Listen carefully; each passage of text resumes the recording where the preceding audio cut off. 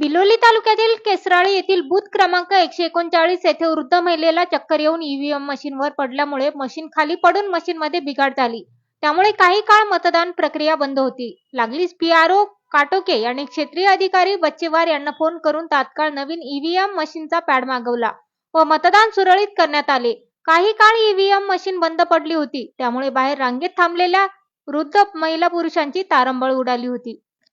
Booth क्रमांक 139 मध्ये थोड्या वेळापूर्वी एक महिलाला चक्कर आल्यामुळे ती खाली पडली असताना व्हीव्हीपॅड हा खाली पडल्यामुळे थोडा त्याचा रिप्लेसमेंट करावा लागला आणि त्याच्यामुळे या ठिकाणच्या मतदानावर थोडा अर्धा तासाचा तहकूब झाला.